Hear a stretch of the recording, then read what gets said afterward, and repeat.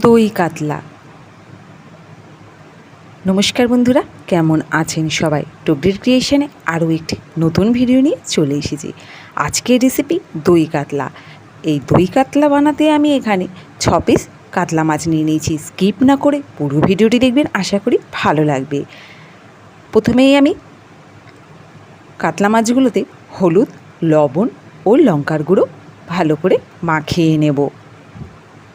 যে যেখান থেকে ভিডিওটি দেখছেন, আজকের এই দই কাতলা রেসিপিটি যদি ভালো লেগে থাকে কমেন্ট করে জানাবেন, লাইক দিয়ে ভিডিওটি দেখবেন। নতুন বন্ধু হলে সাবস্ক্রাইব করে পাশে থাকবেন। আর ভিডিওটি যদি ভালো লাগে অন্যকেও দেখার সুযোগ করে দেবেন শেয়ার করে।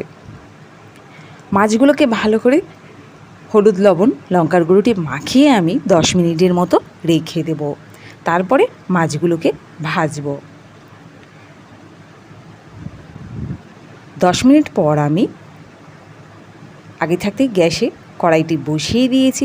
তো এবারে তেল দেওয়ার পর তেলটি যখন গরম হয়ে যাবে কাতলা মাছগুলোকে ভেজে নেব। প্রথমে আমি 2টো মাছ ভাজবো। এরই পাশ থেকে আরও একটি দিয়ে দিচ্ছি।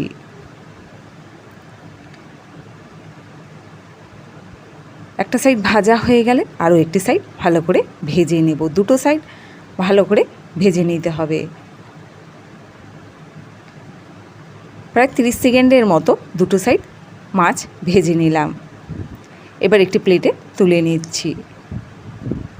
এইভাবে বাকি মাছগুলো ভেজে নেব। তো দেখুন বন্ধুরা, বাকি মাছগুলো ভাজা হয়ে গেছে। এই দই কাতলা করতে সামান্য মশলা নিয়েছি, জিরে, আদা আর টমেটো ভালো করে পেস্ট করে নিয়েছি। ওই তেলেই দিয়ে দিলাম কালো জিরা ফোড়ন, দিয়ে দেব মশলা। অল্প মশলাতেই আমার এই আজকে দই কাতলা, একদম ঘরোয়া পদ্ধতিতে ও ঘরোয়া উপকরণ দিয়ে প্রতিটি রেসিপি আমার তৈরি হয়। কিছুক্ষণ একটু নাড়িয়ে নেব। নাড়িয়ে নেওয়ার পর এখানে বাকি মশলাগুলো দিয়ে দেব।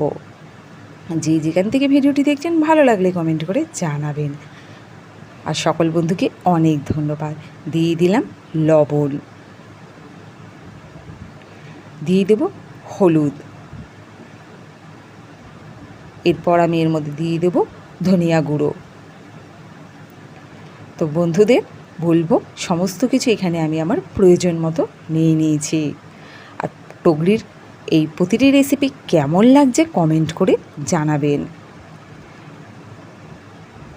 হলুদ, লবণ, ধনিয়া গুঁড়ো দেওয়ার পর আরও কিছুক্ষণ নাড়িয়ে নেওয়ার পরে এখানে দিয়ে দিচ্ছি একটুখানি লঙ্কার গুঁড়ো। ঝালটি প্রয়োজন মতনই দিয়ে নেব।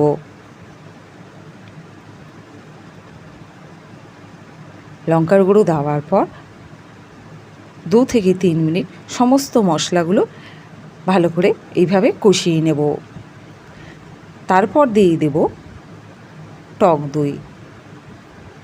যেহেতু এটি দই কাতলা, তো টক দই না দিলে একদম ভালো লাগবে না।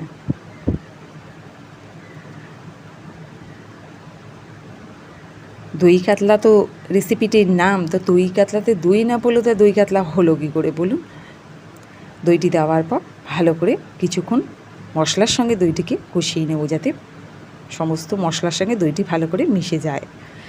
কিছুক্ষণ ফুটে যাওয়ার পর মাছগুলোকে দিয়ে দিচ্ছি। কেমন লাগলো আজকের এই দই কাতলা রেসিপি? একদম ঘরোয়া উপকরণে ঘরোয়া পদ্ধতিতে কমেন্ট করে জানাতে ভুলবেন না। ভালো লাগলে লাইক, কমেন্ট, সাবস্ক্রাইব করে পাশে থাকবেন। শেয়ার করে অন্যকেও দেখার সুযোগ করে দেবেন। 2-3 মিনিট ভালো করে এইভাবে রেখে দেব।